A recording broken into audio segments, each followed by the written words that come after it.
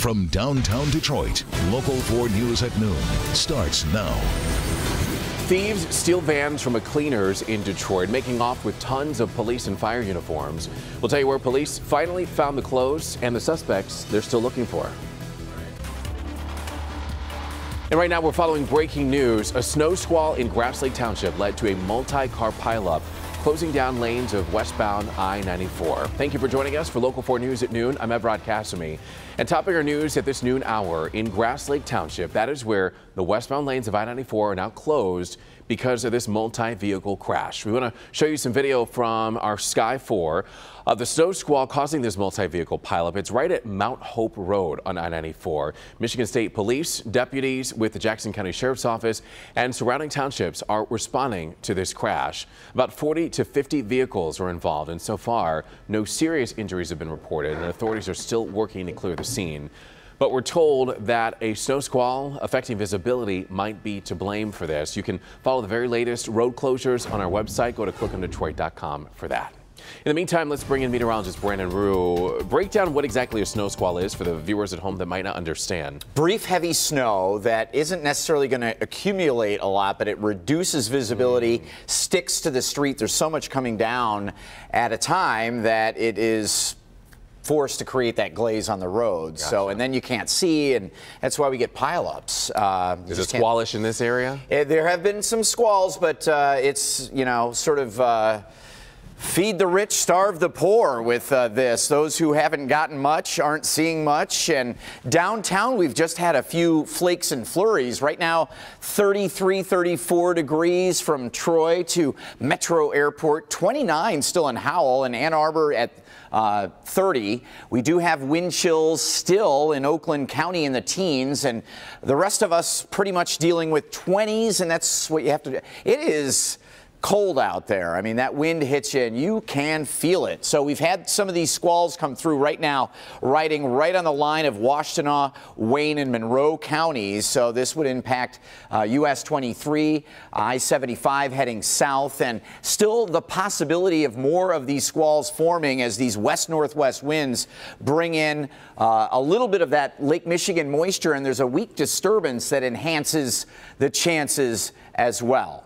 But some of you may, again, only get into some flakes and flurries out there. Certainly want to watch for heavy snow bands. And if you have the local forecasters app, it's free. You can get interactive radar right there, and wherever you're heading, you can kind of just take a look because they come and go. No real prediction on where they will be. But middle 30s through most of the day, feeling much colder, Evrod. The weekend outlook is better, and we have it coming up. Alrighty, Brendan, thank you. Uniforms like these were stolen from both Novi and Farmington Hills Police and Fire Departments. The uniforms were inside of two vans that belonged to a dry cleaner on Detroit's west side. But now those uniforms have been recovered, but police are still searching for the suspects behind the wheel of those vans. Big sigh of relief here. We're inside the Farmington Hills Police Department in this room. They're taking inventory, and all the uniforms, Farmington Hills Police, Novi Police, and Farmington Hills Fire and Rescue, all of them have been recovered. For this morning, a vehicle used to slam into Perfect Cleaners on West McNichols. Inside, thieves take the keys to two of the cleaners' vans. They steal both vans. And inside both vans, dozens of freshly pressed police uniforms belonging to officers with Farmington Hills Police and with Novi Police, plus the command uniforms for Novi and Farmington Hills Fire and Rescue. Hours later, all of the uniforms were found dumped in the street about a mile away. Uniforms recovered, but vans still missing. A concerned citizen apparently was outside this morning at daylight, and they saw a stack of dry cleaning in an abandoned field, and we're thinking information is about a mile and a half from the location of the theft. They made contact with the cleaners to let them know, like, we found a bunch of your clothes sitting out here. Inside this room in the Farmington Hills Police Department, officers spending the morning making sure each and every uniform piece was accounted for. Our fear that either our uniforms or Novi's uniforms fall into the wrong hands and get to them. So it was a good effort by all the law enforcement and the citizens to keep their eyes out to see something suspicious and report it into the authorities, so we're able to get down and recover the items quickly. That's part one of the investigation. Second part now, finding the guys who took the vans that had all these uniforms inside of them in Farmington Hills. Sean Lay, Local 4. Well, hopefully police will find them. In other news, President Trump and North Korea taking steps towards peace. And this comes after months of rising tension. For the first time ever, the president and the North's Kim Jong-un will meet face to face. Stunning news on North Korea. Leader Kim Jong-un promising negotiators he will end the country's nuclear weapons program. The announcement made at the White House by South Korea's national security advisor.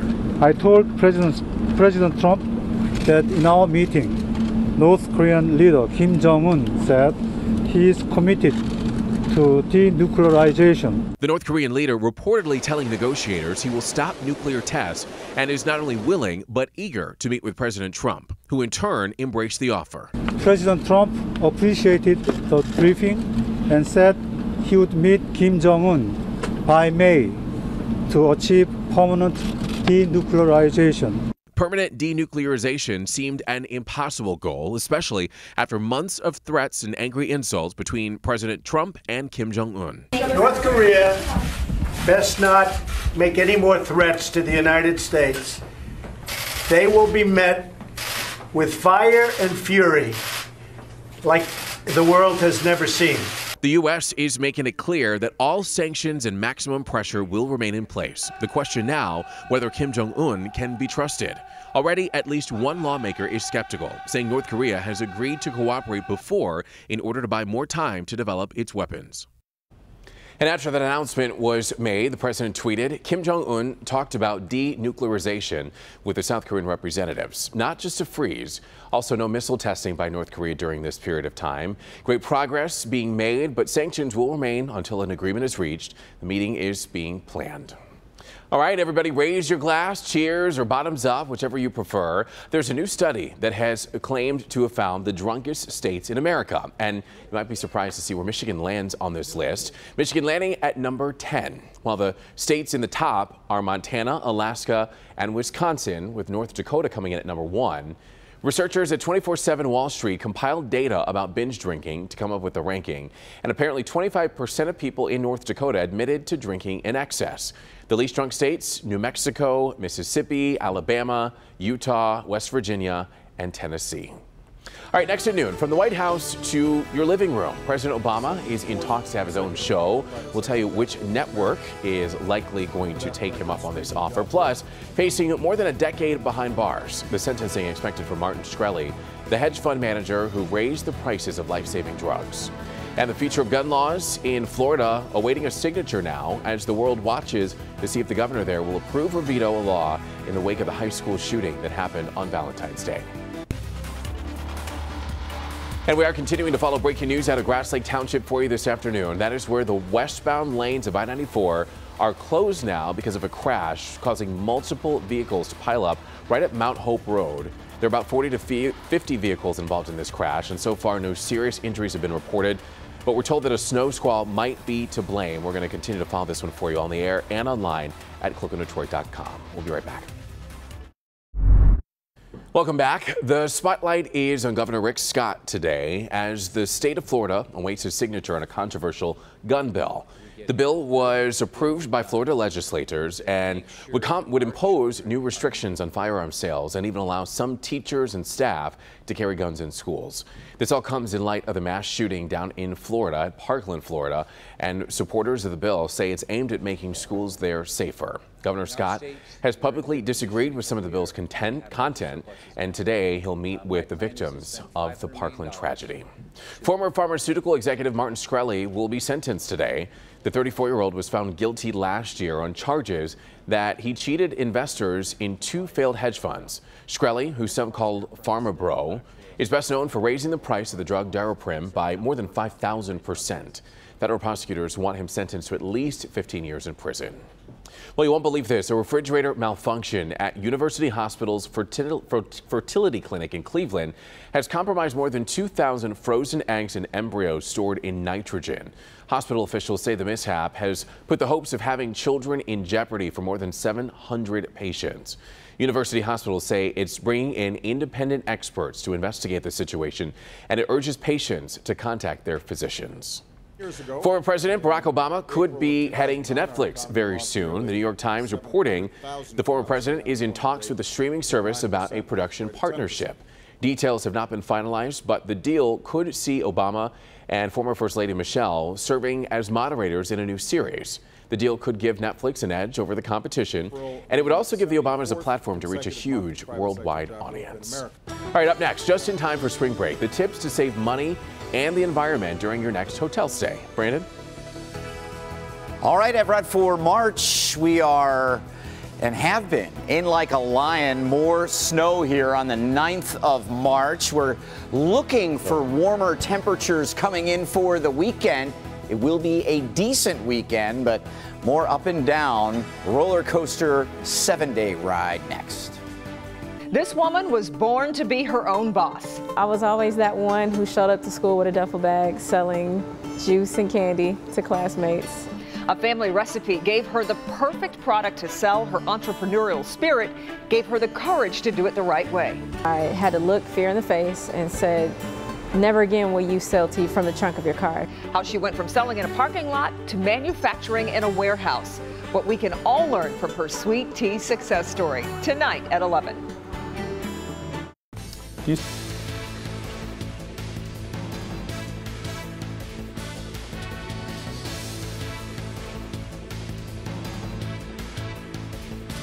Are you All right, everybody, if you're like me, you are ready for spring. Yep. At least we're getting closer because we're springing forward on Sunday. Right. Which is something else going on. I just can't remember what's Sunday.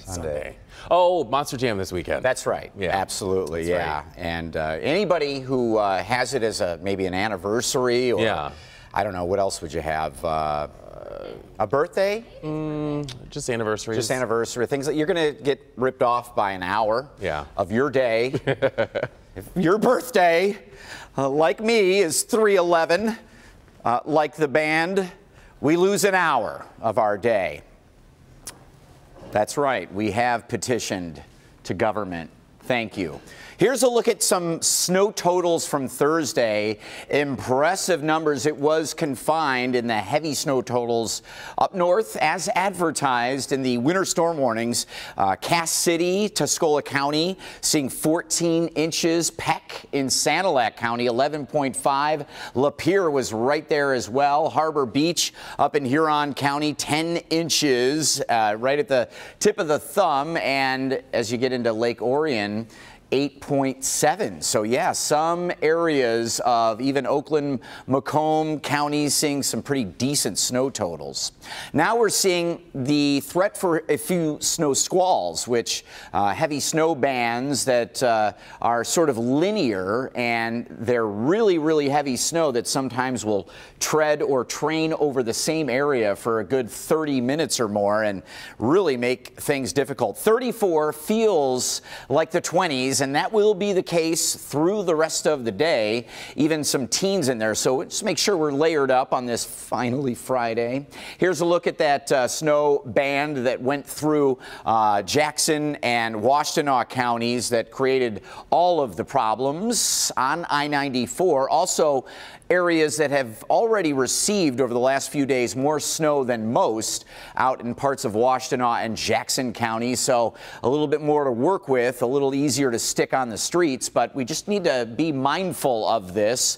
Running into an occasional heavier snow band with the rest of the afternoon ahead. I don't think it'll be a lingering problem into the evening or evening drive. Overnight down to 22, starting to clear things out.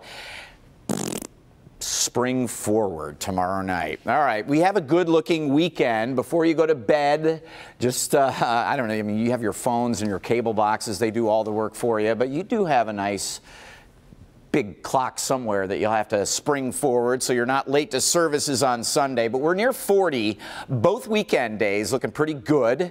And the sky conditions will be improving as we head through the evening, Saturday, Sunday. Unfortunately, it looks like Monday could be a quick little step back, Monday, Tuesday. We'll show you the 7-day here shortly. And again, the model doesn't always do a great job on these lake-enhanced, wind-induced and storm-induced snow squalls. But just know that there will still be a few out there this afternoon. We talked about the local forecasters app Search WDIV. It's free. It has radar. You can just check wherever you're going to see if anything is coming. Next week, more 20s and 30s, Monday, Tuesday, Wednesday. Light snow chances, Everett. I know you don't want to hear that, but just trust that the end of the week, next week looks a lot warmer, a lot better. Oh, and I like the sound of that, Brandon. Thank you. Millions of Americans are going to be traveling for spring break vacations over the next couple of weeks, and hotels are starting to use technology to make your stay better. So here are some tips to help you save time and money with your hotel offerings that you might not know about.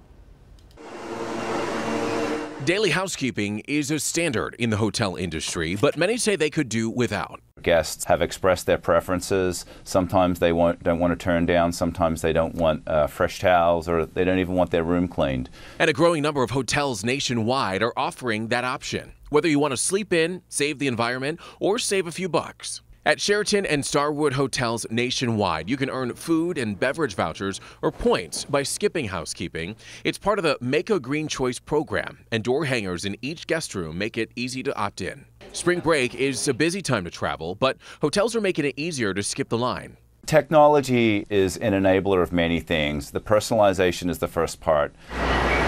Many hotels, including Hilton and Marriott, have apps to check in virtually and the ability to use your phone as a digital key. In the room, hotels are moving beyond pay-per-view rentals to let guests log into their streaming on-demand accounts. There's also a focus on health and wellness, with many chains beefing up gyms and offering virtual training sessions.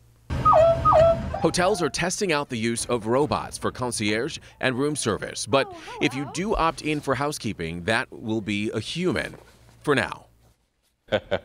And industry experts are saying that Alexa is next on the horizon to join your in-room experience. Voice activation could set the temperature, as well as call the front desk for you, even arrange a wake-up call, and a whole lot more. Technology is the wave of the future.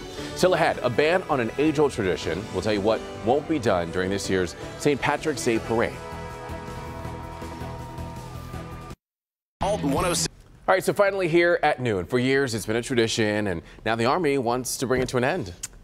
It's Savannah, Georgia, and they have a St. Patrick's Day parade. Apparently, women are known to apply bright red lipstick and then run up to passing soldiers and plant a big smooch on their face. However, Fort Worth spokesperson says, quote, red lipstick is not a part of the uniform. So the soldiers smooching has been going on for about 40 years, but parade organizers say it does cause some safety and security concerns.